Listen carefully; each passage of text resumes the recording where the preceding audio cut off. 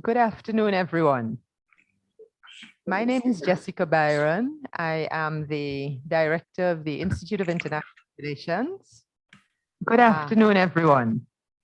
Yes, my name is Jessica Byron. I am the Professor Sitaram, Director of Graduate Studies and Research, Mr. Corbett, Director of Campus Security, Ms. Doland, Deputy Campus Librarian, Dr. Zepherin, Director of the Center for Teaching and Learning, all my beloved IIR colleagues, and especially our most special guests today, our new and continuing students. A warm and hearty welcome to all of you. Now, Orientation Day is always an auspicious occasion here at the Institute of International Relations. We look forward very much to welcoming our new students. We feel privileged and very pleased that you have chosen to enroll in our programs. And we look forward to engaging with you in your courses, facilitating your graduate learning journey, and offering any other personal development opportunities that we can during your time at the Institute. Welcome to the International Relations Institute community.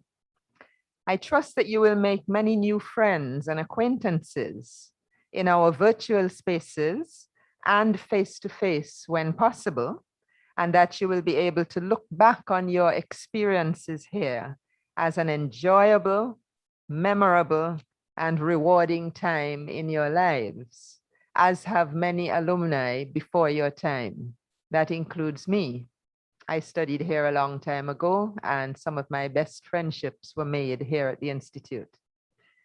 This year is an auspicious time to begin your graduate programs for other reasons. There are two significant changes in U.W.I's graduate programs this year in Trinidad. First of all, graduate program tuition fees for Trinidadian students will no longer be supported by a government subvention. So this means that the fee structure for you is a little different from what you have been accustomed to in the past. And well, the structure is the same, but you had a subsidized fee. So I invite you to carefully read the bulletins from Marketing and Communications, which explain the various payment options that are available to you. Make sure you understand them fully and you understand the scheduling and that you can get organized accordingly. It's less stressful. The second significant change is the introduction of the grade point average system, the GPA system, for taught master's and diploma programs. I am sure the Director of Graduate Studies is going to speak more about this. And if you have an undergraduate degree from U.W.I, you will already be quite familiar with the system. I want to urge all of you as graduate students to focus on maintaining a healthy and sustainable work-life balance while you're students, especially now in our challenging pandemic environment, which is in itself very uncertain and quite stressful for all of us. One of the keys to success in graduate studies is wise time management. Taking on a manageable course load, not trying to be overambitious and take a very heavy course load, trying to finish quickly. That isn't always the best route for many of us. You take on a manageable load that you can balance with your work life and your home life. Graduate studies should be fulfilling, not stressful. And strategic management of your time and your commitments is a critical part of the formula for success and for happiness. Another is seeking advice in a timely way from your lecturers, your program coordinators, and our secretariat and IT staff. We are all here to support you. That's our primary role, and we are always ready to assist. Our doors are open, our phone lines are open, and we look forward to giving advice and listening whenever you need it. Now, the Institute of International Relations is well known for offering a rich menu of co-curricular activities, of webinars, guest lectures, other public events, field trips when possible, internships, and other training opportunities. Now, these are an integral part of our program and of your education. We look forward to welcoming you to as many of these events as you can fit in. The first webinar that will mark a kickoff point for our academic year, in fact, will be held next week, Thursday evening from 6 to 8 p.m. It is a webinar on U.S. Caribbean relations and new strategic opportunities for engagement. It will replace the MSc class that evening, which happens to be taught by me. So the MSc students will not have a class during the first week of the semester, but I am looking forward to seeing all of you in attendance at the webinar. So without any further ado, a warm welcome again, and I wish you a stimulating, productive, and fulfilling academic year here at the Institute of International Relations. I now call on Professor Harry Harman Sitaram, who is the Director of Graduate Studies and Research. Professor Harry, over to you. Thank you, Director. Thanks for the opportunity to interact with your students, postgrad students. Professor Harry, are you muted? No, I am. Can you hear me now? Yeah. All right. Sorry about that. I don't know what I wasn't muted, but anyway, thank you, Director, for the opportunity to interact with your students.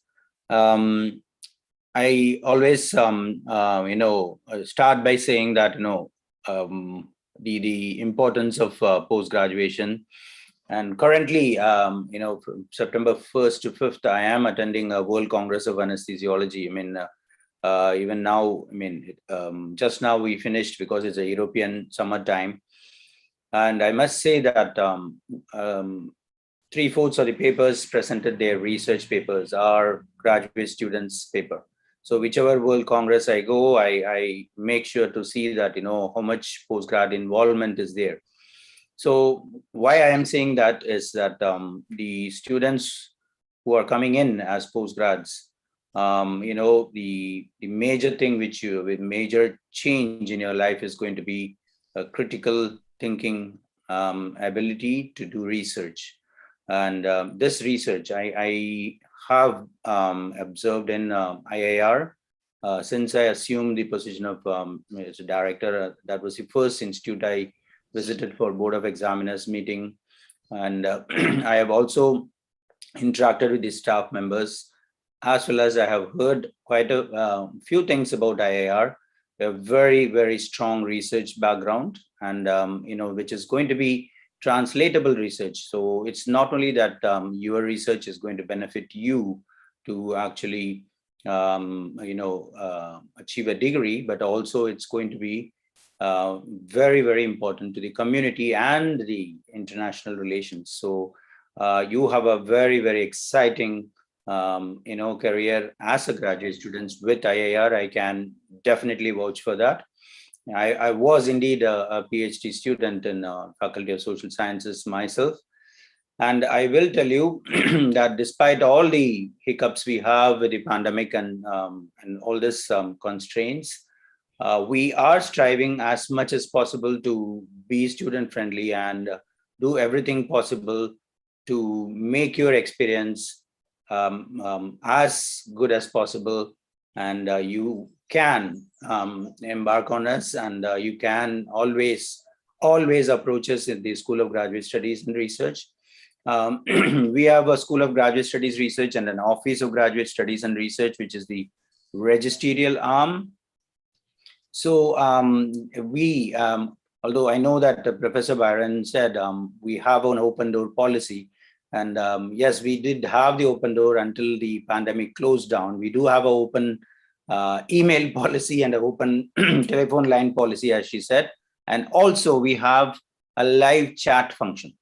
If you go into the Graduate Studies website, you can actually put in your questions, doubts, and clarifications. One of our staff member will be there to answer you and get you the answers as soon as possible. So please use the live chat. And as Professor Byron said, we are moving towards the grade point average system for master's student and diploma students, taught masters and diploma from this academic year. And please note that the continuing students will not be under GPA. They will complete their courses under the regulations in which they were admitted.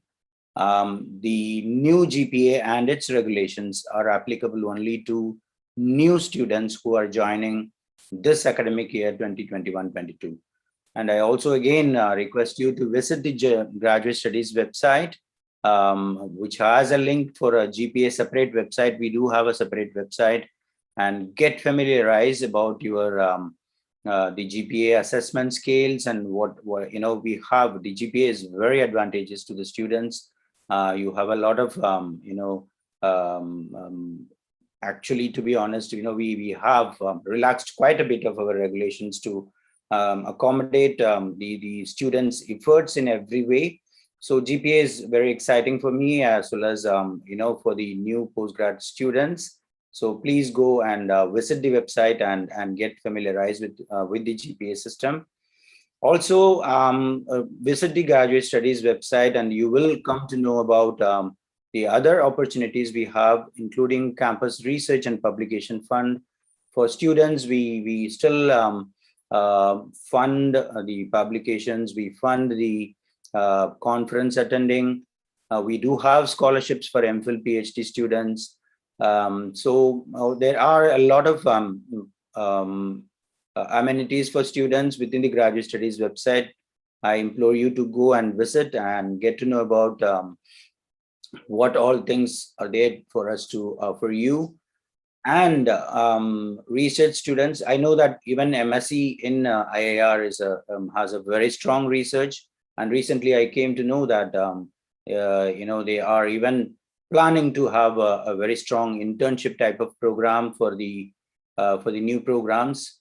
And I think the Diplomatic Academy is spearheading that, and there are a lot of exciting opportunities. One piece of advice I would want to tell you is that we are all adult learners, and postgrads, in my view, are academic colleagues, because you are undertaking research. You are not considered a student from a high school. You are adult learners, mature students. But we are humans. I do understand that. What I want to tell you is to interact with your research supervisor, set deadlines for your tasks, and complete the research, and that will help you quite a bit. And establishing a very good relationship with your supervisor is the key for it. And so, without much further ado, because you have a long program, I very, very, very heartily welcome you to this campus and to Institute of International Relationship, which is one of the long-standing institutes which offer very, very, very good programs. And you have made the right choice. Once again, I welcome you, and you can approach anytime. You write an email to director, we will respond to you. And welcome again. Back to you, Chair, Professor Byron. Thank you very much, Professor Harry Hammond Sitaraman. And thanks especially for coming out of a very busy conference to be with us this afternoon. We appreciate it.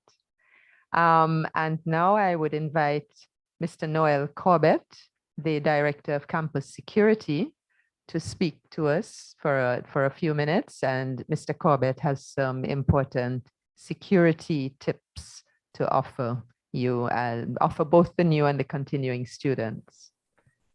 Mr. Corbett. Good afternoon, Dr. Professor Byron. Good afternoon, one and all, and welcome to the University of West Indies returning students together with the students that are here with us for the first time.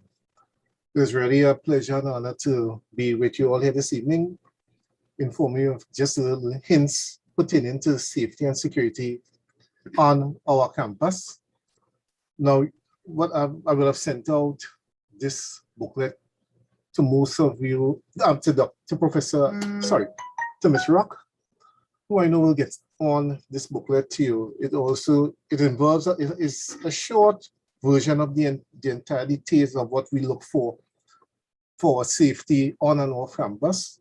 And at all times, we really look for that you all will please be safe and we try not to get ourselves involved in a lot of things that we will have regrets for, right? So to start, we have a shuttle service on campus. The security department more or less supervises the operations of the shuttles. What we do is that we ask you students to look up. We have advisories are sent out at the different locations from marketing and communication, and they advise you all that the shuttle runs every half an hour. We go to the halls, which is the Seattle Lewis Hall, to the GGI Hall at Mount Hope. We also take students from our campus to the Mount Hope area, where we go to the Faculty of Law. These are areas down there. We also go to the nursing school and other areas that we have our satellite areas on and off the campus. So therefore, the shuttle run is a 24-hour service. It runs from Sunday to Sunday, every half an hour. Should you all have any problem in obtaining or receiving each shuttle on time, you can call our charge room, and we definitely will find out what went wrong with the shuttle, why it has not come to your location to bring you back to campus.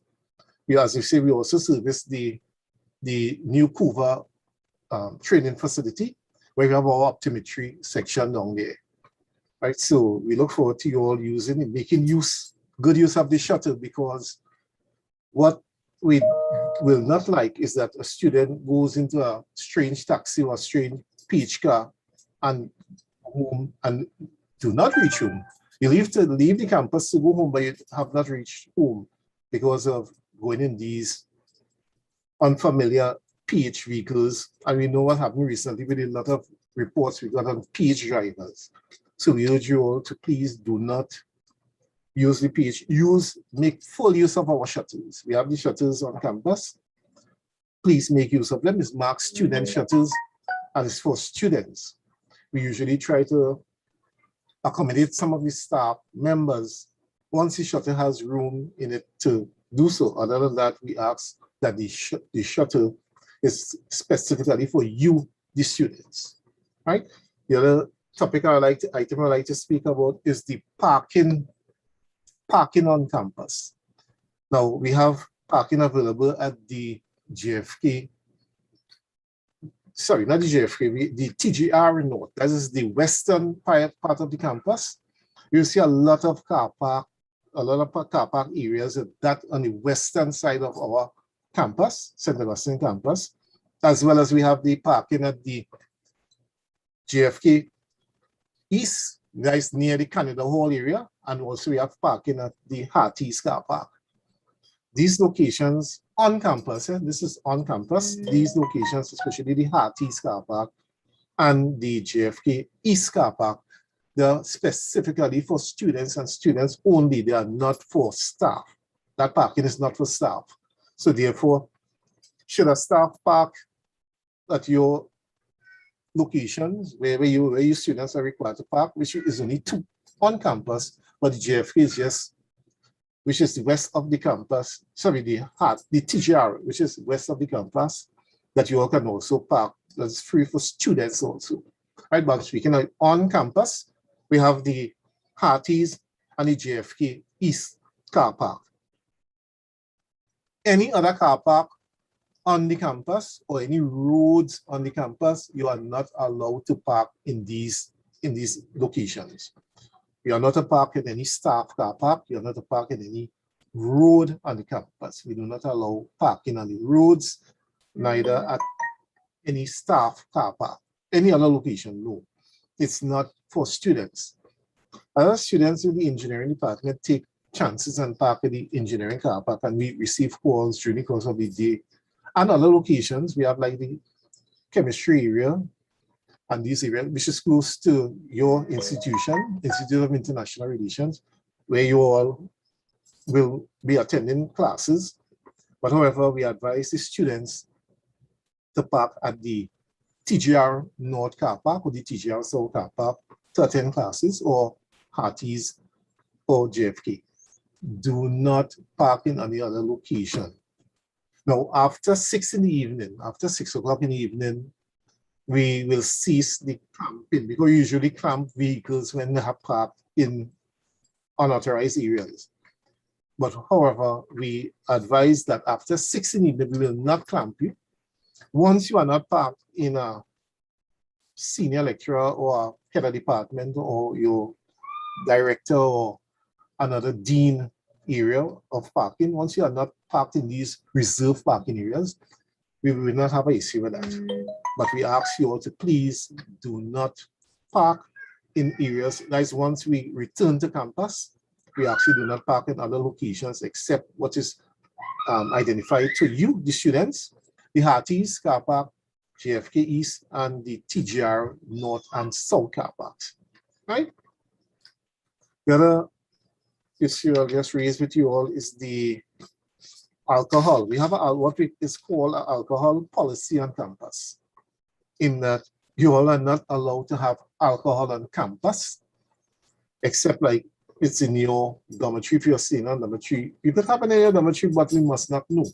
Right? That's the issue there. But having alcohol on campus, you must have a permission from our registrar, our register, to have the alcohol on campus. Right? So should you require to have alcohol, you have a little function on the campus, usually students with the guild have their little get together, as the case may be. The guild usually applies to the registrar, and the registrar will grant that approval. I don't know how to ever say no to not granting the alcohol approval, but you need to get your alcohol approval. Right? So please do ensure that should you have alcohol on our campus, that you got the permission from the registrar to have it. Other than that, the alcohol on campus is a no. You can be disciplined, you can be taken before the deputy principal for having the alcohol on our campus. Right?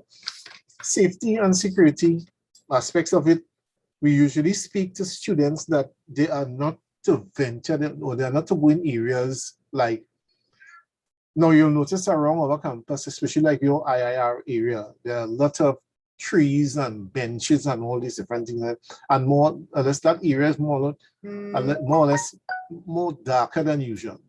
So we ask your students, please do not go and sit on these benches after 6 in the evening, after 8 in the evening. Do not sit in these benches, because a lot of people, they see students, especially our university students, the criminals also said that they see us as soft targets, and they like to target our students. So we are asking the students, please do not go in these dark, secluded areas.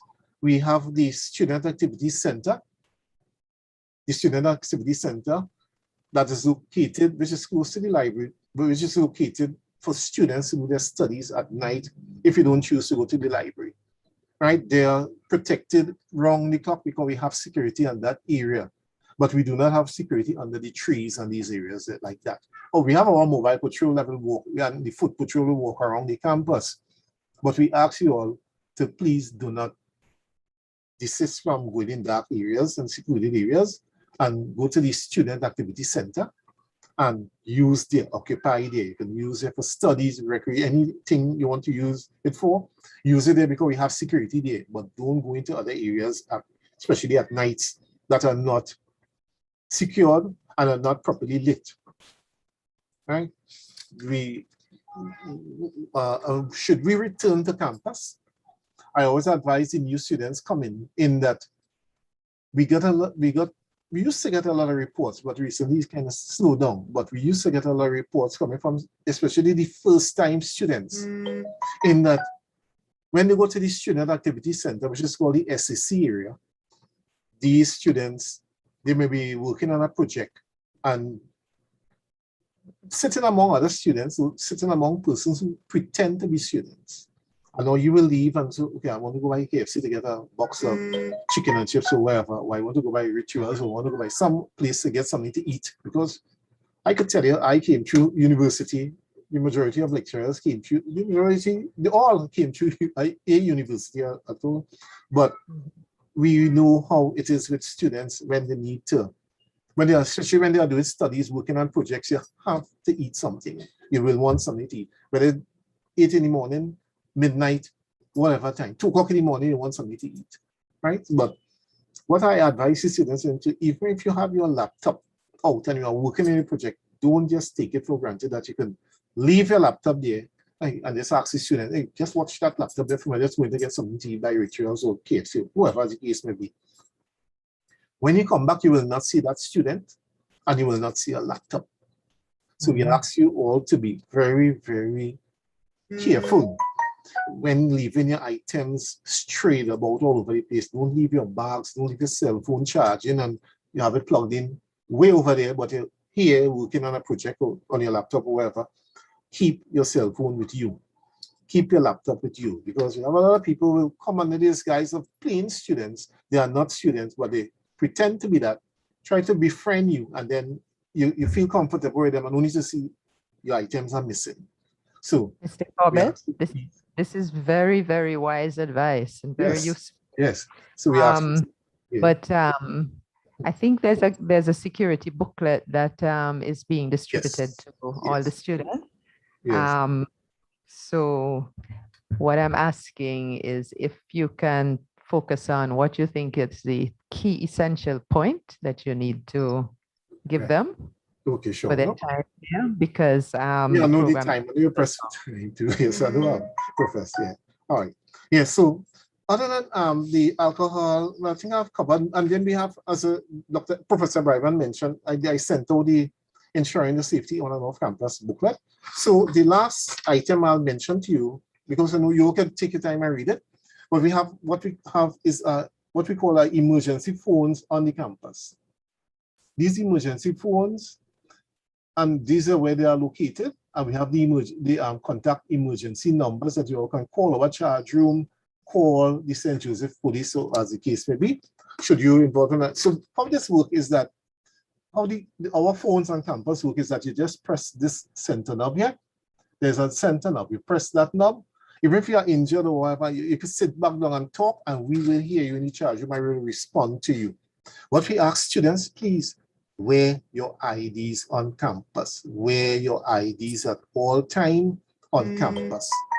Wear your IDs, because whenever we have the CCTV going around the area, we have this our CCTV cover the entire campus. But however, should something happen, we want in an area and we are looking for the bad person, whoever they be, we will be able to detect them faster by the person who is not wearing the ID.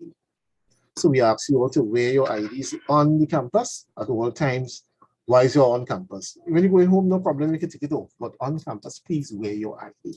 So Professor Byron, Ms. Rock, I thank you tremendously for asking me to just give a little insight into the security on the university campus. And if should the students or staff have any issues, any problems, please feel free to contact us. Our emergency number, let me give you our emergency number for the campus is 662-4123. 662-4123, and you will get in contact with us immediately, our security. So thanks again, Professor Byron. It was nice being here with the students, and I welcome them back. I welcome those coming back, and I too welcome those for the first time coming on our campus. You all will enjoy and you all will have fun here. The university is not only study, but we have all a mixture, and the Guild will ensure that you all do enjoy yourself while we're on campus. So thanks again, Professor Byron. Yeah. Thank you very much, Mr. Corbett. Sure. And thanks for those security tips and that welcome. And I now invite Dr. Justin Zepherin, the Acting Director and E-Learning Support Specialist for CETTLE, Center for Excellence in Teaching and Learning. Dr. Zepherin, over to you. And I'm sure you have a program and you. Yes. Thank you so much, Chair. Thank you so much, Professor Byron. So welcome everyone. Good afternoon once again. And I'm just going to take a couple minutes, not too long, just to share with you some tips on remote teaching and learning at the University of the West Indies, St. Augustine. All right. So if you have any questions, of course, feel free, if at all possible, to type them in the chat or whatnot. So let's get straight into it. So we're going to go really to kind of look into the context just a bit. So when we think of remote learning, now I'm not sure how many of you might be not just familiar, but have been practicing remote learning. But it's in our campus, it's something that is temporary. So let me back up a little bit. Remote learning, we know, occurs outside the physical walls of a classroom. Yeah, and primarily through the online environment. All right. For example, video conferencing platforms such as Zoom, like, you know, Zoom, Blackboard Collaborate, that sort of thing. So some of you might be familiar with Skype, but I don't think we use that as much as before, but that's okay. And then, of course, we have what we call a learning management system, otherwise known as an LMS. Now, an LMS is basically where everything, your entire course site is going to be. So that's where you're going to get course content. That's where you're going to get assessments. That's where you're going to get the video conferencing link. Yeah. And that sort of thing. Now, remote learning can be either synchronous or asynchronous. When we say synchronous, it's in real time. So think of it almost like synchronized swimming. Everybody's doing something at the same time, more or less, right? So it's one motion. Whereas asynchronous is not really in real time, but it's, let's say, for example, pre-recorded lectures that you might look at or view at a time convenient to you, all right? So asynchronous would be things such as discussion fora, where you have to post a discussion comment or something, and then someone will come in later and post later on in the day or maybe the day after to post a comment or response to that, all right? But this entire thing is very temporary. It's a temporary adjustment. We know what has been going on in the national and international landscape and the whole landscape of education. So that is our response, our adjustment to this. All right, so it's a temporary adjustment, and of course, going forward, we'll see what happens. All right. So some things that you'll need along the way, you definitely need to access your course content or your readings or videos or case studies and all these things, you know, as I mentioned earlier, reading materials, viewing materials, that sort of thing. You're also going to have course activities. So discussion fora, practice quizzes, and different things, presentations and so on that you might have to do along the way. And this is really to engage you and to make the learning process more meaningful. So it's not that, you know, you passively sit back, you read, and that's it. In fact, the literature has shown that we only remember 10% of what we read, but we remember 90% of what we do. So those activities are very important. And then we have assessments. Now, the assessments would not be like your traditional assessments where you come in a physical classroom and you have to write an exam, a couple essays, and that's it. Now it might take a more unique approach where you have online quizzes, online presentations, that sort of thing. Now, as I mentioned, you're going to need also the conferencing software, which is, in our case, the primary platform is Blackboard Collaborate, right? Sometimes Zoom. And then, of course, the LMS or learning management system is what we call My e-learning. And you'll see me refer to that as we go forward. My e-learning is basically your course site. All right. Now there are some things that you need in order to access your course site in My e-learning. At the very least, you're going to need some, and I'm providing some contact information for you here. All right. You're going to have to be financially cleared. First of all, you have to register for it, and then you need to have financial clearance. Now, before you could even register for your courses, you need to have go through academic advising. All right. So by default, you're going to have a hold. You wouldn't be able to register for various courses until you've gone through academic advising. When you go through, and I think that should have taken place between last week and this week, and maybe next week to some extent. But once you go through academic advising, then you get to register for your courses online via banner. And then right after that, within 24 hours after registering, you get access to your courses in My e-learning. If, for example, for whatever reason, you encounter any sort of difficulty accessing your course sites, by all means, you can contact some of these extensions here. And if not, of course, you can send an email to the necessary persons, the necessary departments. All right. As we saw Professor Harry Haran, they're always available via live chat or email and that sort of thing. Now, to access My e-learning, the shortest way to access My e-learning is, as you see in this second address, the second link I'm giving you here, myelearning.sta.uwi.edu.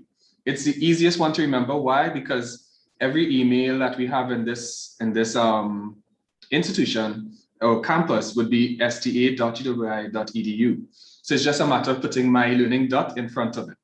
All right. So even if the homepage, UWI homepage, is given trouble, as occurred a couple weeks ago, that if you use myelearning.sta.uwi.edu, you're gonna avoid having to go through all of that. All right. So logging into My e-learning, well, first of all, you're gonna have to use for the new students, you should have gotten, when you check that acceptance letter that you got, or email, you're gonna see your ID number, your student ID number. So you're gonna use that, and then you're gonna enter your password. Your password is normally your date of birth, right? In the form of the year, month, and day. And then you just click login. It should prompt you immediately to renew your password or reset your password. All right. Once you log into and you get through, you're going to see a dashboard, and your dashboard looks something like this. Now, these are three different shots that I tried to give you here. On the extreme right, you're going to see all the courses for which you've registered. Remember, we just spoke about registering for courses in Banner. All right. So you should see them there in this right, this graphic on the left. All right. You'll also see some support courses such as My e-learning Student Guide, otherwise known as My e-learning 101 for students, where you can get access to tutorial videos, user guides, etc., that will help orient you and help you become familiarized with the platform and how to do certain things in the platform. Then on the extreme right, we have here, if for whatever reason you're not seeing your course in your dashboard, you can easily search for it by clicking search for courses here, which is normally at the bottom of the page or on the right side of the page, all right, on your dashboard. So some basic things that you'll need as you are engaging in remote teaching and learning in all of your courses. You're going to need, of course, access to your lectures. So, of course, the PowerPoints, the lecture notes, the live classes, etc., via Zoom or Blackboard Collaborate. Then you're going to need to access your reading materials, right? And I know we have a representative from the library who will also help you with that. And of course, My e-learning is there as well. So you're going to have links in My Learning that might even take you to the online library site for you to do the needful. Then, of course, you have assignments that you would need to submit, whether they're case studies and other activities such as discussions and so on. So really, you want to devote a couple hours every day, or at least from Monday to Friday, to your course as you're doing it remotely. That helps you stay on top of things, so you don't miss a beat, yeah? Because we're not really there physically anymore. So when you log into your course, it will look something like this. You would see the course title on the top of the page, maybe the name of your lecturer and so on. And some headings or topics and materials. They're all hyperlinked, as you can see here. So when you click on, let's say, for example, recording of Unit 1, you click on that and it will take you straight to that web page. If you click on the course outline, you're going to see it there. So everything is clickable, should be clickable, except headings and labels. But for the most part, everything highlighted in blue is clickable in your course sites. All right, so this is just to give you an idea. For those of you who are new, at least, you would be, you may not, this might be more so for you. For the continuing students, of course, you have gone through this already in terms of, you're familiar with your typical course site. So in essence, you're going to need 3 primary platforms as you engage in remote remote learning. First of all, you're going to need Banner.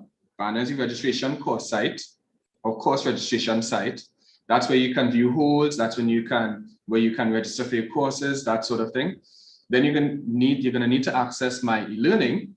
And My E-Learning, like I said, is your course site. So that's where you're going to get course content, assessments, etc.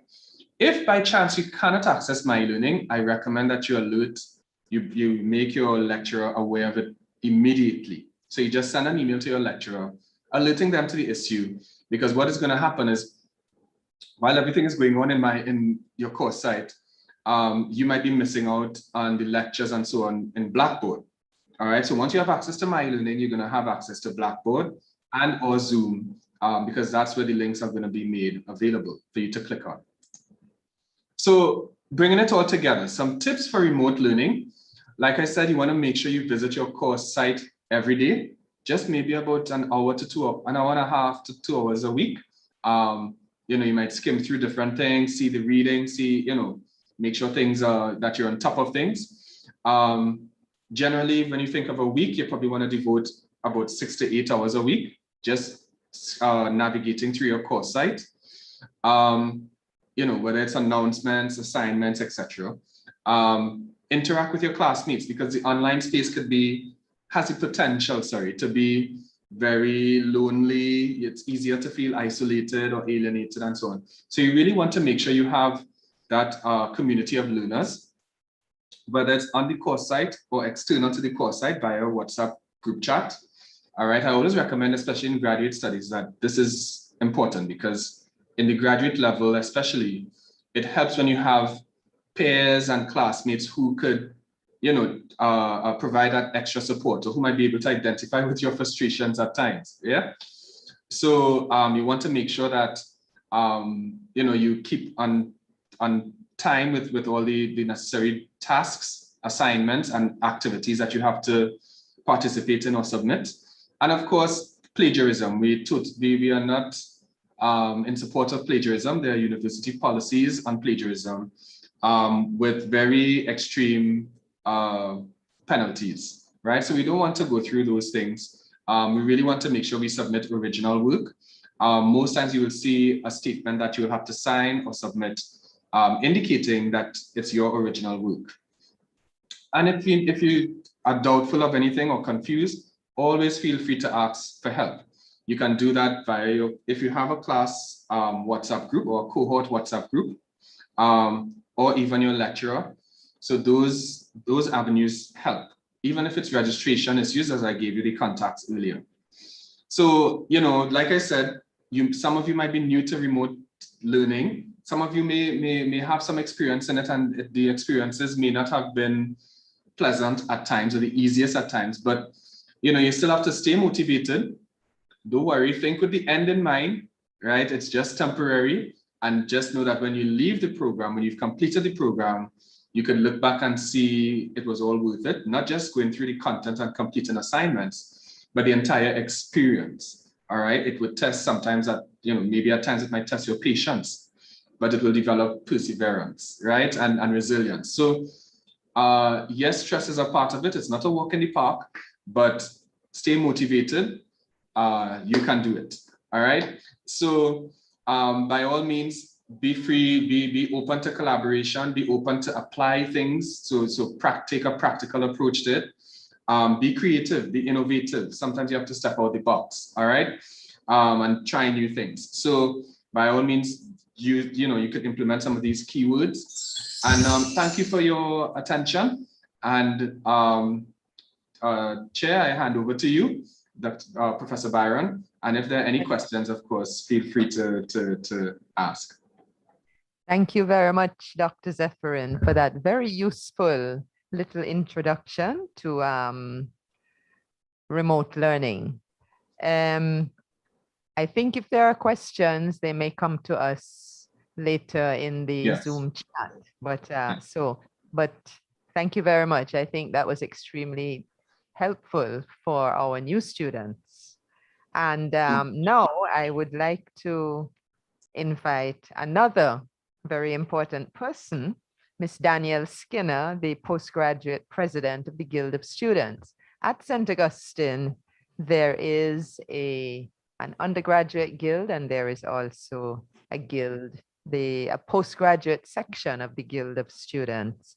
And I must say that in my years here, I have admired very much the proactive nature of the postgraduate student representatives and the many very, very valuable programs that they put on to support the graduate student community. So welcome, Ms. Skinner, and we look forward to hearing what you have in store for this academic year. Thank you very much, Professor. Good afternoon, everyone. I would like to extend a warm congratulations and welcome to all our new and continuing postgraduate cohorts. Pursuing a postgraduate degree is not for the faint at heart. This is a journey that will test your academic abilities, your mental well-being, your personal and social life, and most importantly, your sense of self. But I say all of this not to scare you, I assure you of that, but rather to usher you into a new and enriching path in your life. We often hear those cliche sayings being thrown around like pressure makes diamonds and nothing easily gotten is worth having. And often we love to say these things, but we don't love to experience them. If you thought embodying these sayings were done at your undergraduate degrees, well, you're going to embody it even more now. This is a complex journey coupled with the COVID-19 pandemic, and it will not be an easy road. But as I said, doing a postgraduate degree is not for the faint at heart. Rather, it is done by the most inquisitive, passionate, multifaceted, and intellectually stimulating ones. This new chapter is not about the journey. Don't be so focused on the degree you will receive at the end of the program that you forget to make friends, to make connections, and to make opportunities for yourself. Postgraduate studies is all about networking, so network. Familiarize yourself in your field and its respective persons outside of the classroom, emphasis on outside of the classroom. Get to know your lecturers and get to know your university. Engulf yourself in all the avenues and opportunities your field has to offer so that when you have completed your program, you have a lot more to show for it than just a piece of paper, but rather a euphoric experience that created you into the many distinguished graduates that this university produces every year. Open yourself to every possible door this degree can take you, and always remember you never have to do any of this alone. The postgraduate cohort has an entire postgraduate arm of the Guild of Students dedicated towards your assistance, advancement, and opportunity. During the course of the upcoming academic year, we will be providing financial assistance in the form of the STAPS Taught Masters Endowment Fund and the STAPS Academic Excellence Fund. And this is aimed to assist our membership, especially with the new amendments to GATE that does not cover postgraduate funding. We will also be having a laptop and tablet initiative to aid students in their adaptation to online learning and delivery of all classes and assessments. And this will be backed by an internet initiative intended to alleviate the burdensome economic toll of online classes and learning, which takes place with our cohorts. Because yes, we often focus on the tablets and the laptops, but we don't think about the recurring expense of the internet. In the coming weeks, we'll be highlighting all of our initiatives on the Guild social media accounts. So please follow us at One Guild STA. Also, side note, the postgraduate cohort has an entire day, which is Wednesdays, dedicated just to us. Further to this, look out for our upcoming events, like our postgraduate welcome ceremony, guarded for September 26th, and our workshop week, which is a 6-day event, which covers everything from resume writing and self-branding, thesis writing, thesis research, international exchange opportunities, mental health and wellness, and retooling avenues and opportunities, all of which will be working with departments and U.W.I alumni, all from, of course, the University of the West Indies. This will all be taking place from October 25th and 30th, as well as a cross-campus postgraduate workshop taking place in January 2022. We'll be also working behind the scenes, building connections with companies, NGOs, organizations, associations, etc., to create access to internships, special projects, conferences, seminars, workshops, and career opportunities. As I said, postgraduate studies is about networking, and we'll be here to assist you in doing just that. Also, should you ever need my assistance, don't hesitate to email me at guildpostgradpress@my.uwe.edu. I have an open email policy as well. Finally, I leave you with these words. Resilience does not involve returning to our original form, because we could never be the same. What stretches us launches us forward, expanding us with pure strength, so that when the storm comes, you will rise. Face this chapter boldly, fearlessly, and resiliently. Best of luck to you all and in all your endeavors, and have a safe and productive semester. Thank you very much, Ms. Skinner, for the bracing advice. It's not always a storm. Many bits of the journey are calmer. And we hope that all of it will be stimulating and enjoyable. And I know that the postgrad office will be quite useful to all of you as incoming students. Now we are going to switch gear a bit for a while. We are going to move to the people who are going to be your closest advisors, namely the coordinators of the various graduate programs here at the Institute. We are going to start with Dr. Georgina Shami, who is the coordinator of the Postgraduate International Relations Diploma. And she will be followed by Dr. Dave Siratan, who is the former coordinator for the Masters in Global Studies. The current coordinator, Dr. Pavinsky, is unfortunately not able to join us this afternoon, but Dr. Siratan, who has years of experience in that area, is going to speak to you for a few minutes. And finally, there will be a video from Dr. Jacqueline LaGuardia, the coordinator of the MPhil and PhD program. So over to Dr. Shami, the PG DIP coordinator. Good afternoon, Professor Byron, Professor Sitaram, and other colleagues at U.W.I. It's my pleasure to welcome continuing and incoming students. I look forward to meeting you and interacting with you more closely as we proceed during the term. Interestingly, I have a lot to say, but many of what has been said already is part of my presentation. So I think I will just narrow it down to the three C's. The three C's are communication, collaboration, and completion. Very importantly, the postgraduate diploma is quite a rigorous program, and it's very important that students communicate with their lecturers on course content, and more importantly, concerning their assignments. If there's any clarity on their path, please communicate with your respective lecturers. Never try to interact. Sometimes there's miscommunication on the part of your peers in terms of the actual requisites or what is required for your assignment. So we always try to urge students to liaise with the respective lecturers. Our very effective administrative staff is also there to support if you have any issues regarding registration, accessing my e-learning, any issues with Banner. The next point is collaboration. As I've just mentioned, it is quite a rigorous program, and we always urge students to try to get into little research groups, formalize these sites through maybe some kind of Facebook page or WhatsApp group chat. And in this way, you could really try to see how you could share information or have little study sessions together, which will assist you to get by in this program.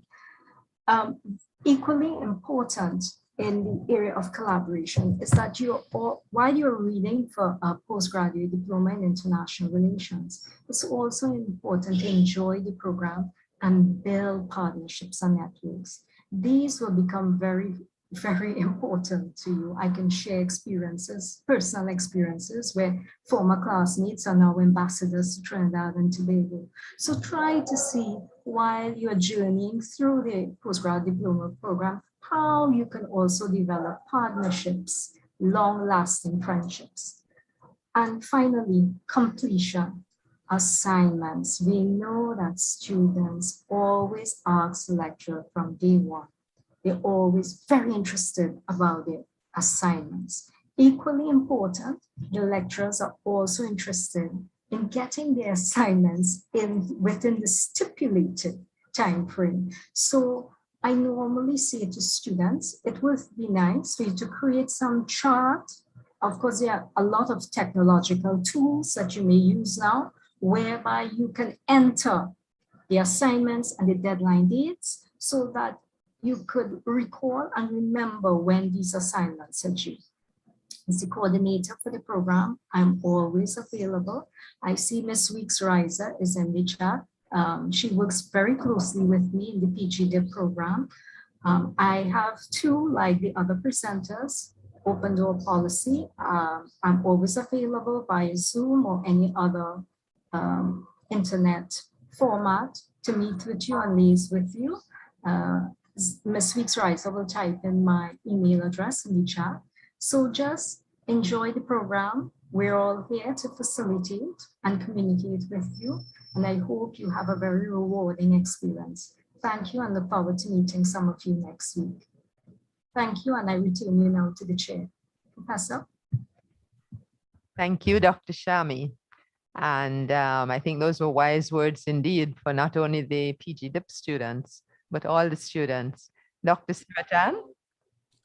Yes, thanks, Chair. I want to say a pleasant good afternoon to all my colleagues and to the incoming students for academic year 2021-22.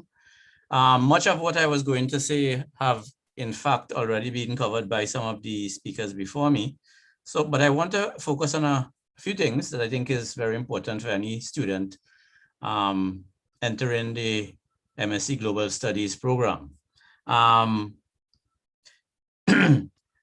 want to encourage students in particular, as was said by one of the former speakers, to have develop a close relationship with the academic staff members that will be assigned to supervise their research work.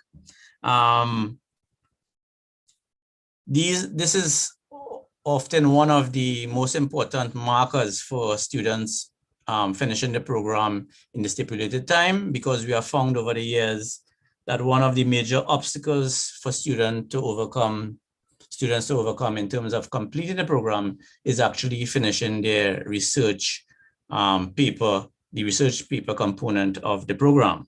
In that respect, I would encourage students to even now begin thinking about their possible topics for the research paper, which, as you know, this particular research topic has to be presented in very early in the new academic year, and therefore it is advisable for students to start thinking carefully about what they want to do. In terms of some housekeeping issues, I also want to advise students that you now have to seek and get research ethics approval for your research work. So that is something that was previously not an item, but is now something that has to be done when you enter the program. Professor Byron also mentioned the fact that the postgraduate programs are now no longer eligible for GATE funding, but the university have tried as best as they can to create some opportunities and options for students in terms of financing the course of study. And there's now options available to students to pay in installments and so on. So I think students should get some information and seek to exploit these things if they have challenges paying their fees and so on. There's also a new online platform where students can upload their fee sheets and payment slips and so on. So this is also something that the university is trying to ease the students' life in terms of making these things a little more easy in this difficult environment. Professor Byron also mentioned the fact that so often students, especially those who work, often try to do too much or to take on too much in any particular academic year. And in that respect, students who are full-time employees especially should consider the option of registering part-time rather as full-time students, because again, experience has shown that students who are full-time employees struggle to maintain the pace in the full-time program. So think carefully about the part-time option. And in closing, I want to again welcome all the new students in the MSc Global Studies program in particular.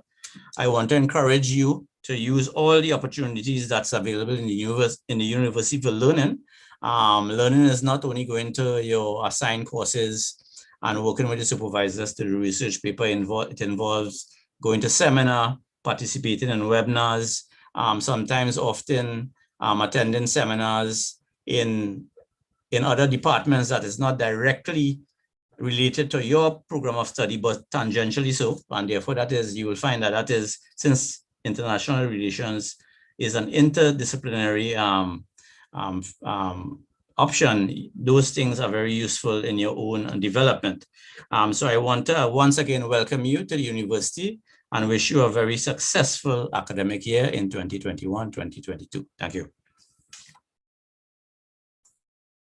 Siratan. And I hope people are listening to all of these tips for enjoying and benefiting as much as possible from their programs. We are now going to watch Thank you very much. Video of Dr. LaGuardia's comments.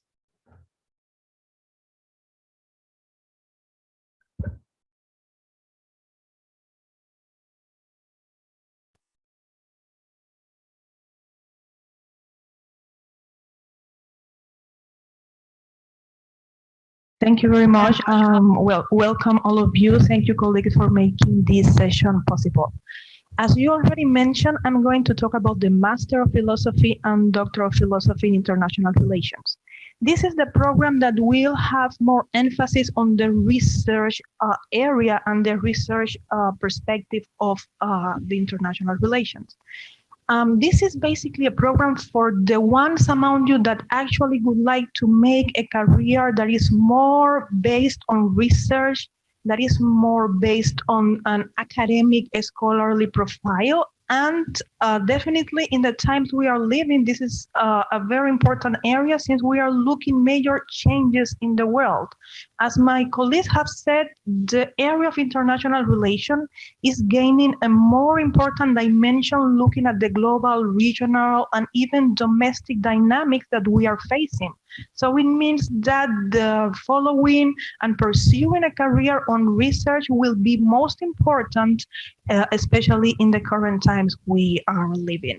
So I will just briefly introduce what are part of the main requirements and characteristics of our of the program of Master of Philosophy, and then becoming a potential PhD candidate, and finally obtaining a degree in international relations on the most upgrade level in terms of research.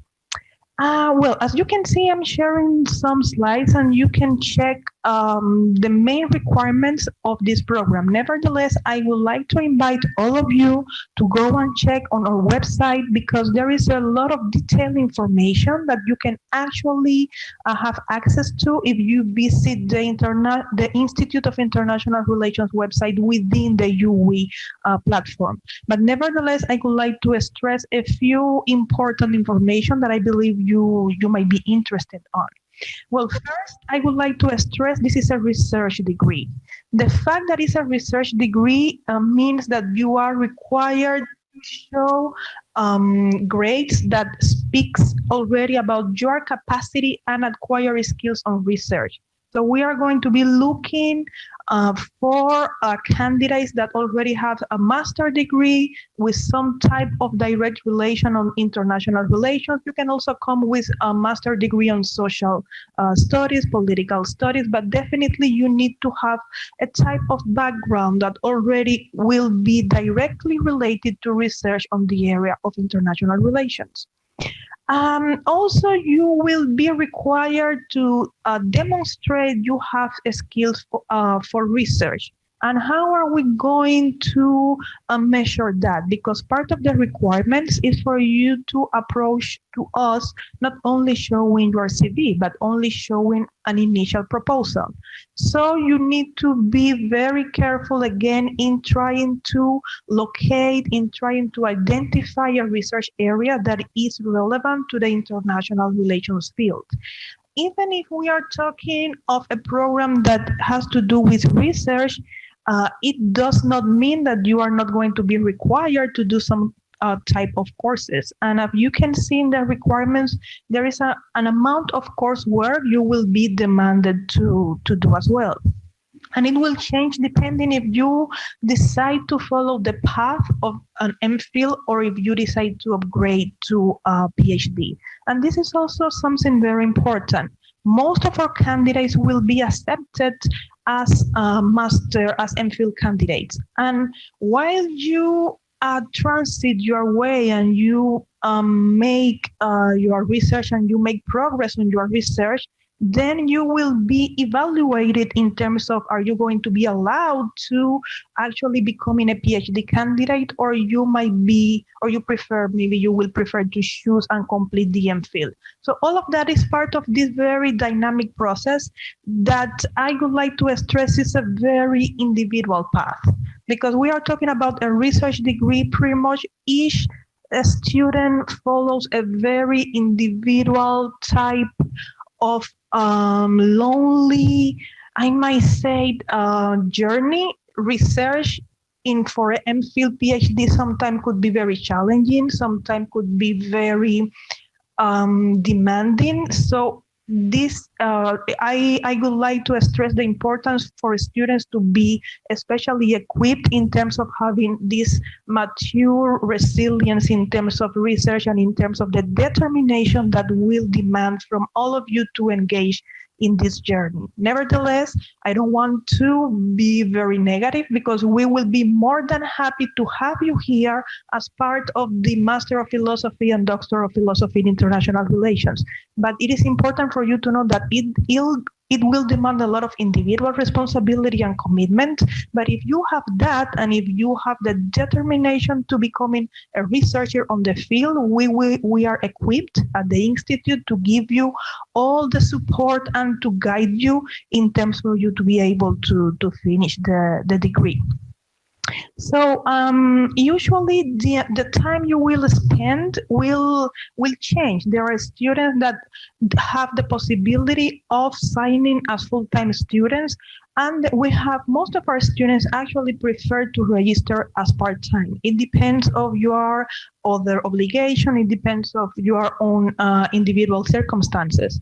But the program at least will have you engage in it between 3-4 years, and the length of it will change depending again on your individual circumstances.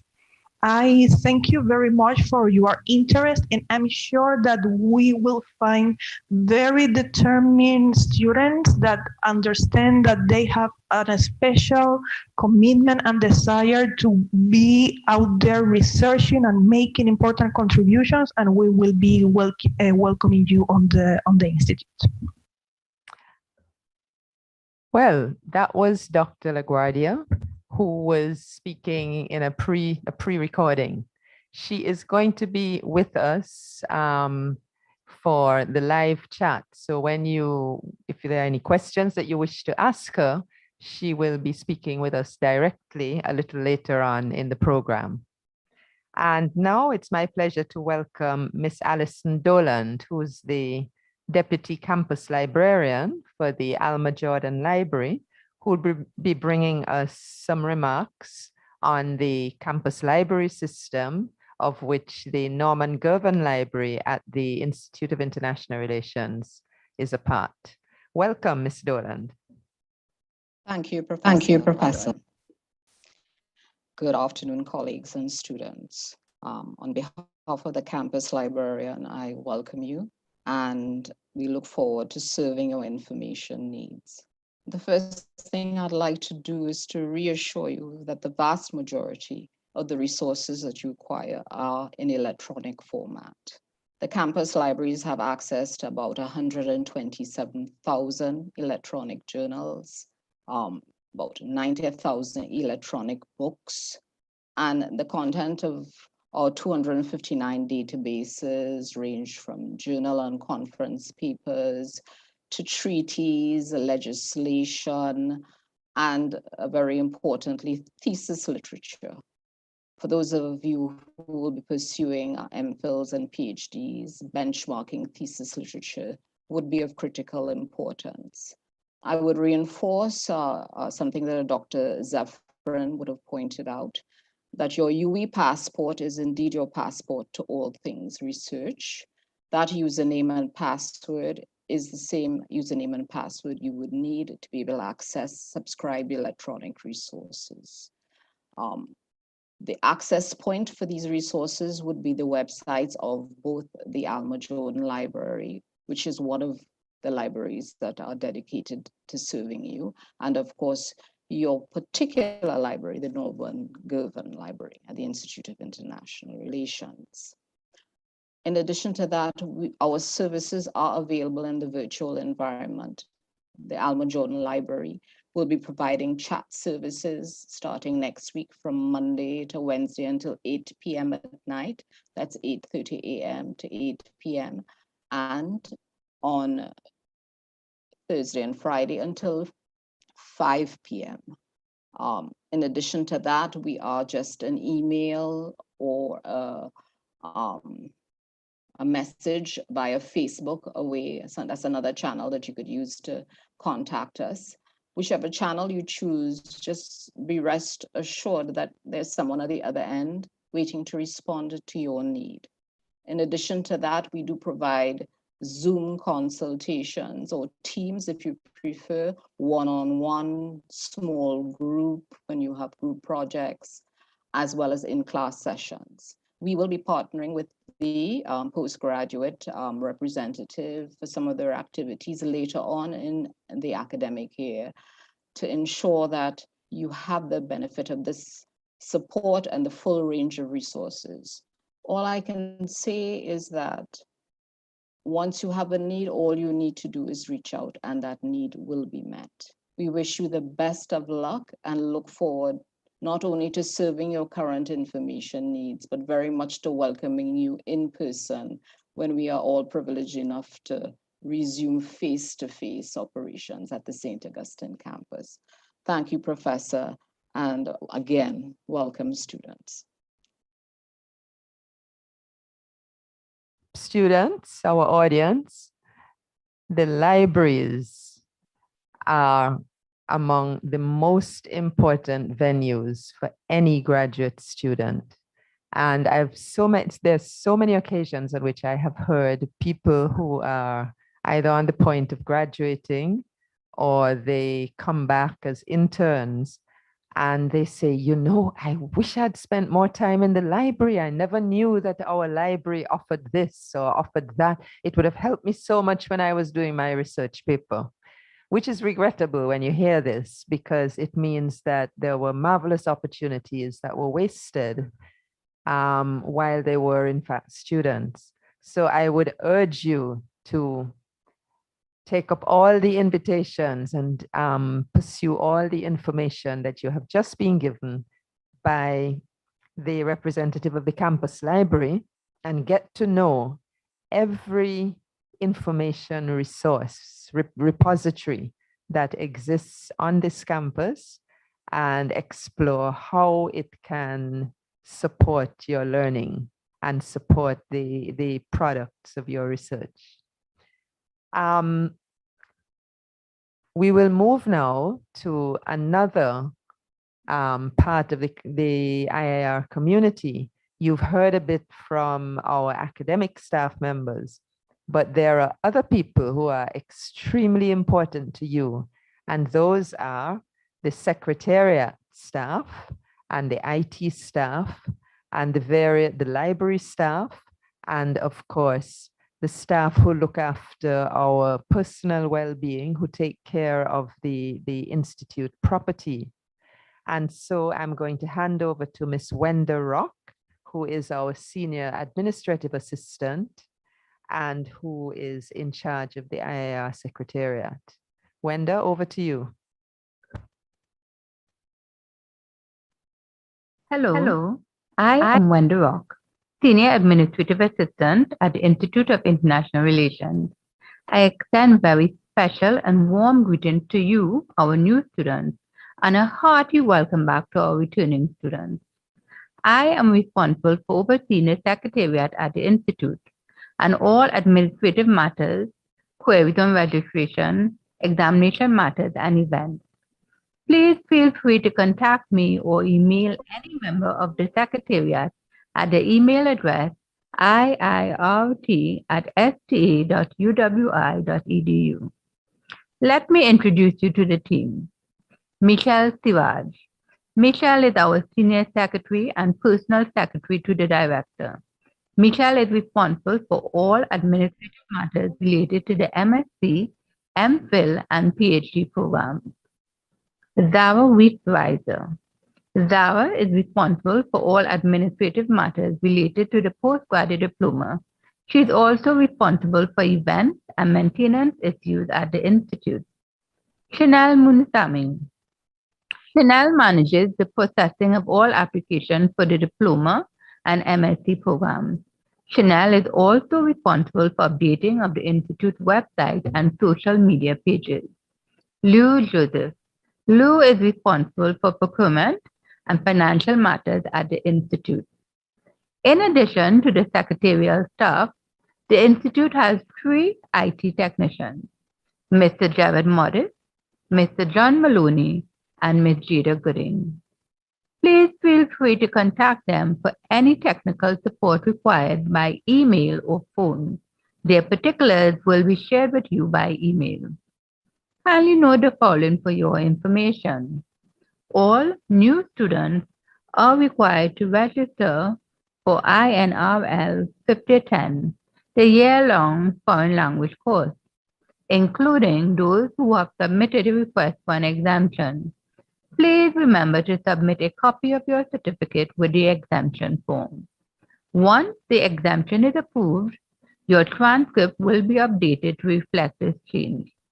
For those who have completed the requirement for the INRL 5010, having completed the postgraduate diploma, and you are now enrolled in the MSc program, please note that you are also required to register for INRL 5010 and complete the exemption form.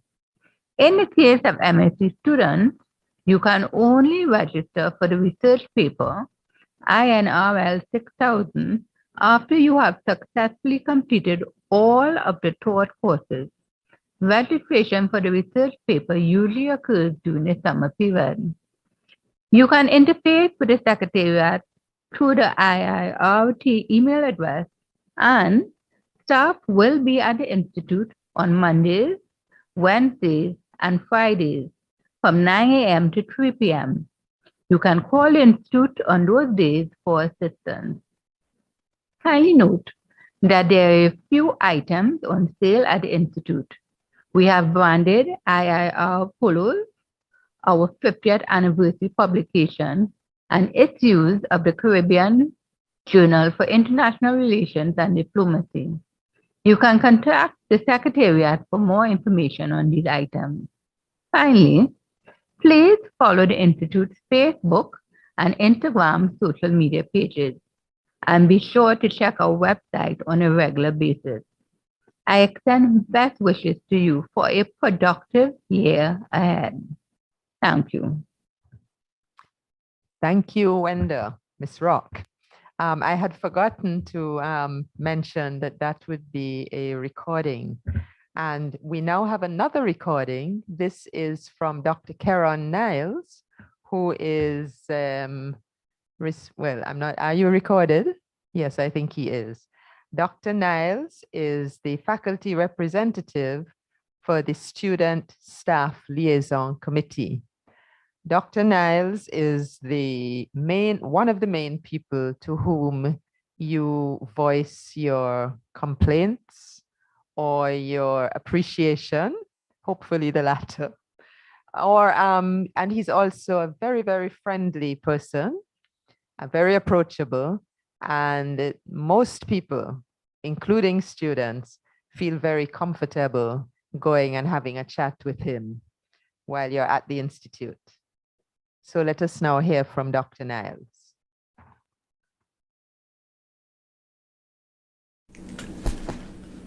Good day, and my name is Keron Niles. I am a lecturer at the Institute of International Relations. First of all, welcome. Welcome to the Institute of International Relations. I hope you have an amazing time here. I'm here to talk to you about the Staff Student Liaison Committee. What we do is receive feedback. We hear about the things that are amazing, the things that are good, the things that should never ever change. You know, those things that really positively impact upon the lives of our students. We also hear about, those areas that require improvement. The things where students come back and say, you're not quite there yet. Maybe you could tweak this or maybe you could tweak that. Both sentiments are critical to the development of the Institute of International Relations as a center of excellence. So please, bring that feedback to us. Every program at the Institute of International Relations is represented on the Student Staff Liaison Committee. There is a representative for the PGD program, one for the MSc program, and one representative for the MPhil PhD program. If you want to know who that representative is, just email the Secretariat and say, listen, I would like to get in contact with the postgraduate representative for the PGD program at the Institute of International Relations. And they'll let you know who it is and how you can contact them. Now, every so often, those representatives leave the committee because they graduate, and it's never really a bittersweet thing. We're always very, joyous when that occurs, but that does mean that we need to find new people sometimes. So, if that happens, we would send out an email saying we accept the nominations. This is on that committee, and you can self-nominate. So by all means, if you get an email like that, put your hand up. Put your hand up and say, I am willing to serve. I'm willing to represent students in terms of the concerns that they might have or the compliments that they want to give. So keep your eyes peeled for that. Either way, I want you to be an engaged student. I want you to be a student that is happy and willing to give feedback. I think it's really important. Now that I've said that, the only thing left for me to do is again welcome you to the Institute of International Relations and to wish you an amazing time here.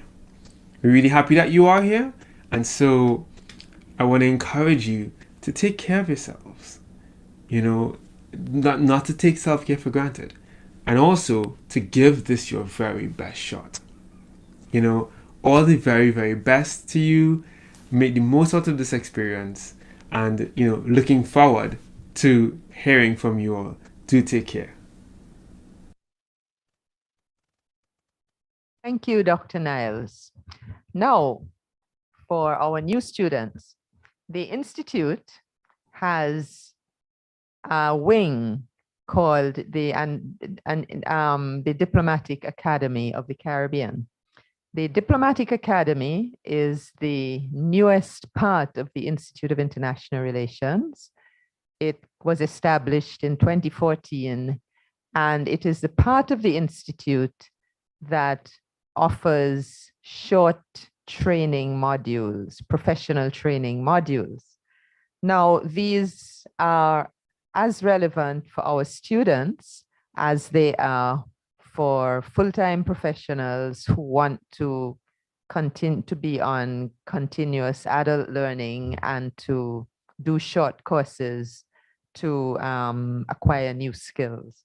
And so I'm going to invite Dr. Nand Badwil, the manager of the Diplomatic Academy, to say a few words to you, let you know of all the very interesting offerings and activities that are run by the Academy, because I'm sure you may want to avail yourself of one of its programs during your time at the Institute. Good afternoon, Dr. Badwil. Thank you very much, Chair. Good afternoon, all. Good afternoon, colleagues. And I join with my colleagues in welcoming the incoming cohort of students. And of course, I also welcome the continuing students who are with us. So the Diplomatic Academy of the Caribbean, as Professor Byron intimated, is the professional development training arm of the Institute of International Relations. Now, it's the Caribbean's premier professional development-oriented diplomatic studies center. As Professor Byron mentioned, it was established in 2014, and the DAOC, for short, has a primary teaching mandate in the area of diplomatic studies, offering short, that is typically 4 to 5 day, highly specialized certificates in the broad field of diplomatic studies. It offers non-credit modules, which have varying tuition fee structures, and they are taught by experts in the field of diplomacy. Some of those experts are academics, others are practitioners. It should be noted that the Diplomatic Academy has transitioned to online course offerings, which attract primarily working professionals, as Professor Byron mentioned, from the public, private, and not-for-profit sectors in the Caribbean and beyond. However, its training is open to graduate students. Our certificates provide students with a credential that can provide a distinct advantage in the job market, serving as a complement to your graduate degree, whatever that may be here at the Institute, and signaling to prospective employers a specialism or specialisms, depending on how many certificates you may matriculate in with us over your course of study here at the Institute. Now, the DAOC also provides an open platform for stakeholders from the Academy, a diverse practitioner community, and the wider public to contribute to and engage in debate on the nexus between the Caribbean and diplomacy. For example, through our recently launched signature webinar series and our long-standing diplomatic dialogue series, which we co-host with the Institute of International Relations. In the circumstances, the COVID-19 era, these offerings typically are taking place online. Now, the DAOC also maintains a small states research database on its website. I would encourage you to visit our website and take a look at that database. It is organic, it's continuously growing as we stock more and more publications along those lines in that online database, a bibliography of sorts. In addition, the Academy also contributes to research on foreign policy and diplomacy vis-a-vis the Caribbean. Now, I want to briefly call attention to the Academy's academic curriculum 2021-2022. Let me pause a moment. The Institute Secretariat, I understand, has shared the academic curriculum with you in soft copy. So all of you should have that in your possession. If you've perused that document, you'll see that there are 6 modules that we're offering over the period 2021-2022. This academic curriculum is also available on our website. And let me call attention to that website for emphasis. It's sta.ui.edu/DAOC. Now, as I mentioned, that academic curriculum is available for download on that site, as are other documents that will help acquaint you with the work and mandate of the Academy. You should also have in your possession, thanks to the Institute's Secretariat, a course marketing flyer, as well as prospectus for the first of those 6 modules that we're rolling out over the period 2021-2022. And that is a certificate in protocol and diplomacy, a guide for the modern professional, which will be held over the period 25th to the 29th of October, 2021. I don't want to say too much more as my time is limited, so I'll leave it here. But what I do want to do, like others before me, I want to encourage you, and please feel free, I have an open door policy as well, virtually, obviously, to please make contact with me. My email is available on the website and perhaps has been provided to you by the Institute's Secretariat. Please feel free to reach out to me if you have any questions around our program of offerings, both on the teaching side as well as the broader advocacy and outreach side. In addition to that, there is an admin assistant, or rather a project assistant, attached to the Academy. Her name is Ms. Marissa Diaz. Her email details are also on the website. You can contact her should you need any additional information on any number of our programs, as I mentioned, both in the teaching and the advocacy, broadly research side as well. So I'll leave it at that and encourage you to touch base and of course watch this space as we continue to build out our courses over the year. Many of you will be on our mailing list, so you will get alerts when our particular modules are coming on stream or any other one of our programming areas. Thank you very much for your attention. Madam Chair, back to you. Thank you, Dr. Badwell. And now, as it is said, well, you know, the proof of the pudding is really in the eating. And so our last 2 presenters, there should have been 3, but I think one young lady presented her apologies. There are 2 short videos coming up, which have been done by a recent student in the master's. Well, students have not yet graduated from the master's program, but Kashika Ragunanan is a completing student in the MSc Global Studies. She previously did the PG DIP, and she has had experience of the program when it was face-to-face. When she was in her PG DIP program, she would have had at least a first semester when classes were still physically on the campus. That's pre-COVID. Since unfortunately our classes have shifted to virtual delivery almost, well, practically entirely since then. So she would have done her master's largely by remote delivery. And I think it will be very useful for those of you who are joining us for the first time to get the impressions of a student who has experienced both face-to-face and online teaching here at the Institute.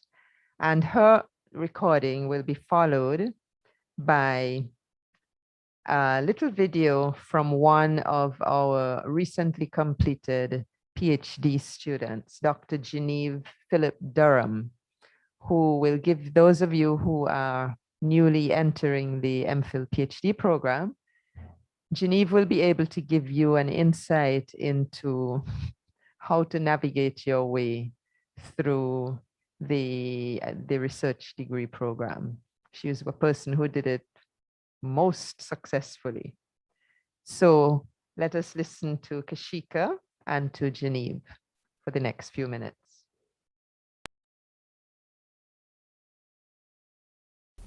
Director of Graduate Studies and Research, Professor Hariharan Sitaraman. Director of the Institute of International Relations, Professor Jessica Byron. Program coordinators, other esteemed lecturers and speakers, IIR staff, and my fellow students. Good day.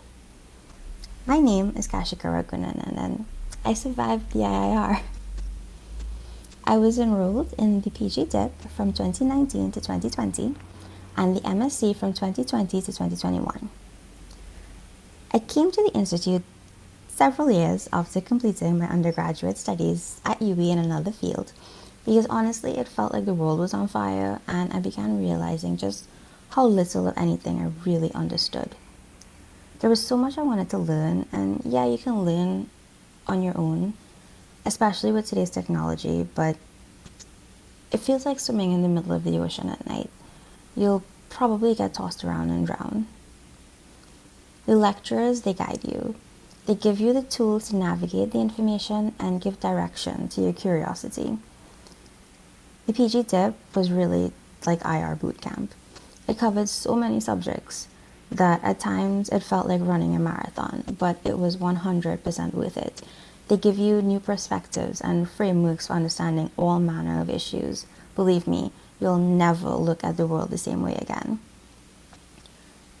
But coming to the end of my last semester of the PG DIP, the pandemic began and everything moved online.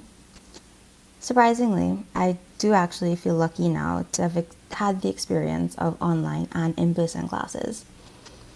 Before the pandemic, in-person events would allow for these amazing networking opportunities. The discussions, they flowed with ease, and despite a pretty competitive environment, there was this natural sense of community and friendships had a fertile ground. So for that, the online setting was disruptive. But with a little extra effort and some creativity, we were able to adapt and make up for it. In exchange, we had a host of benefits. I think most of my classmates would put no commute at the top of the list, but in addition to all of the understandable benefits of online learning, the setting also made it much easier, personally for me, because of some issues with anxiety, to participate in discussions that I might otherwise might not have. It made many of us, even lecturers, proficient in technologies and platforms we, in some cases, didn't even know about before. And compared to in-person classes, online classes actually made it possible to revisit lectures at your own pace. Sure, we lost some things with virtual learning, but as a bona fide guinea pig, I assure you, the experience was just as impactful and fulfilling online as off. Following up with your guest lecturers, making those WhatsApp groups or whatever app people are using now, Zooming your classmates outside of class time, keeping each other accountable with things like time management and your readings. Little things like that help a lot when you don't have an actual physical classroom. At times, you might feel like giving up.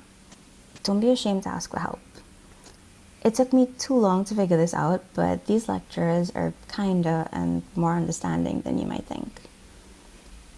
The past 2 years have been two of my most challenging, but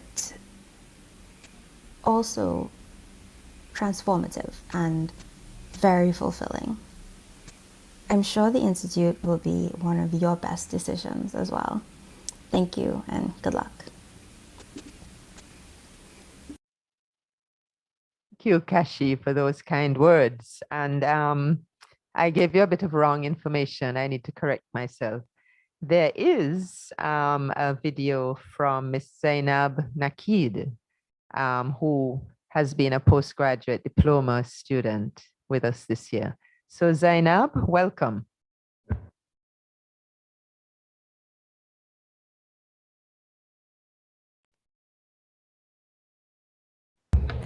Good evening, everyone. My name is Zainab Nakid, and I will be a second year IIR student this upcoming semester.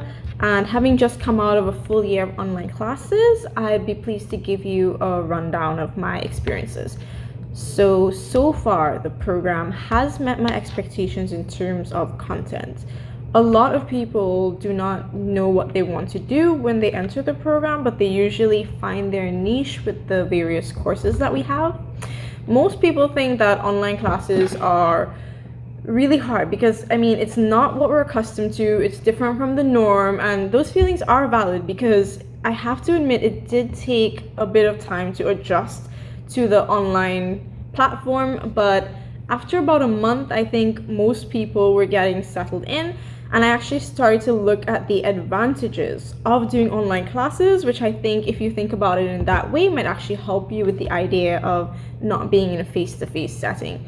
So my main advantage actually is that I'm actually from South, and being online meant that I did not have to do the travel from South up to UWI every day, which really cut down on my travel time and allowed me more study time, which with the projects we have to do, because this course is quite intense, it requires a lot of reading, that time was actually really valuable to me. And our lecturers are amazing. They're really relaxed about us putting on our camera, so you don't have to really worry about what to wear. My mind was not occupied with these trivialities, which isn't really an issue for most people, but kind of was for me. So I had more time to focus on my projects and my classes. Also, projects. The best part of online classes, to me personally, were the sort of projects that were put into place, because now that we're online, it's hard to do those exams where, you know, everything is taken away. The projects and exams given to us had to become more creative because everything is at the tip of our fingers on the internet. And so I think personally, to me, that it allowed me to develop more critical thinking. And this is because the resources are available to you. However, it is more time consuming, but you win some, you lose some, I guess. I really do enjoy the projects, the creative projects and ways that the lecturers have come up with things to get us involved with the material. My advice to new students is, even if you aren't sure why you're here and you don't know why you're doing this program or what to do, my advice to you is start looking at internships and jobs and the requirements. Usually jobs and internships in international relations gives you a requirement list. Look through those. Why? Even if it isn't a job that you want to go for or you think you aren't going to sign up for, just seeing the requirements list will allow you to relate to the content of the material that is being taught. And I think if you have some sort of connection, if you understand that this is actually relevant in the real world, you might actually be able to connect with the material in a better way. Maybe you might even be able to develop an idea of what sort of material interests you, and then maybe you'll be able to find your path. So good luck, and we look forward to meeting you, and I wish you all the best year.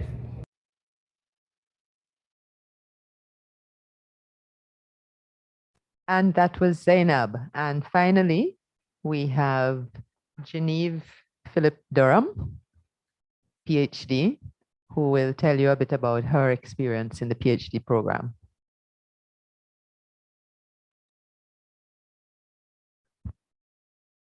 Greetings to all prospective PhD International Relations candidates. I'm Genevieve Philip Durham, and I'm proud to say that I've completed all levels of my graduate studies at the U.W.I Institute of International Relations. When I began my postgraduate diploma, I realized that the institute was very family-oriented and the administrative staff were very student-centered, which for me meant that 50% of my stress was managed. Similarly, the academic staff were not just knowledgeable in their subject matters, but they were very accessible, supportive, and student-oriented. And throughout my PhD process, thankfully, those standards have never fluctuated.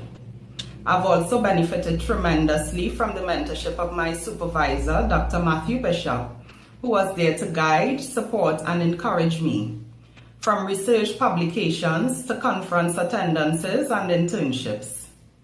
The main academic reward for me has been the ability to establish myself amongst an amazing network of scholars and colleagues who share similar interests, and ultimately, the ability to contribute to the body of comparative research on Caribbean small island territories. Since upgrading from my MPhil to PhD, I've been maneuvering the worlds of management and academia. My background in IR has enabled me to function in diverse contexts, both regionally and internationally. I've benefited from leadership roles at institutions which make very important decisions for the education, policy, economic, and institutional trajectories of the Caribbean. I've also been able to serve on regional and international conference committees and become involved in regional and international projects that have allowed me to advocate for Caribbean small island territories and highlight some of the challenges we face in the multilateral and global governance arena. I'd end by saying that everyone's PhD journey is different, and it's definitely not without hurdles or disruption. Even for me, while working on the first draft of my thesis, I was simultaneously settling into a new job, migrating to a different country, and planning my wedding. However, I can confidently tell you that whatever you do along the journey, finding and maintaining equilibrium should be one of your top priorities. I'd say that my personal process was not only one of academic learning, but one of self-discovery, as well as holistic development. The added bonus was being able to transition from program to program at the Institute and gain a full appreciation of the important work we are called to do in the field of international relations. Thank you.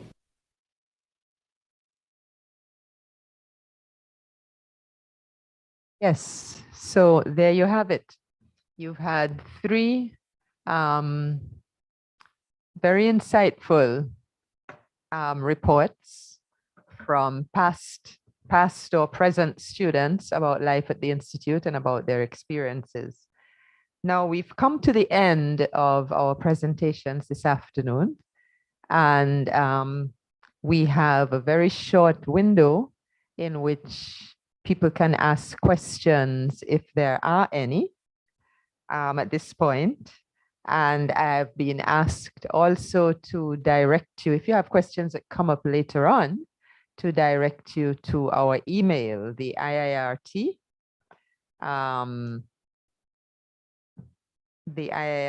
address, iirt@sta.uwi.edu. You can also direct all your questions there.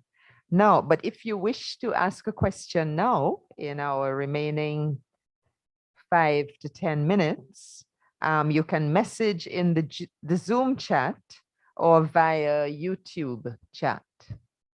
So we are at your disposal for the next 5 minutes if you have a burning question. And if you, unfortunately, you miss this window, you can always direct your queries to the IIRT email address, and we'll certainly respond in the shortest possible time.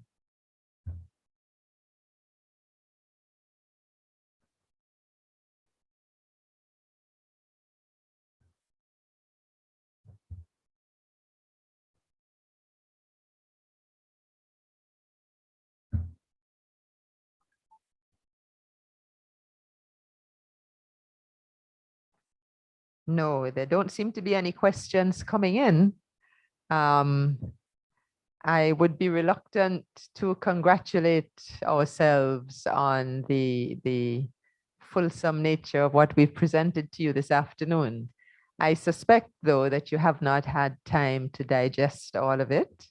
And I want to assure you that we are at your service in the coming days and weeks. And any questions, any areas, any hurdles that you think you are encountering, please let us know and we'll do our best to address them. So I think all that is left for me to do at this point, apart from once again wishing you a very enjoyable and very successful academic year, is to thank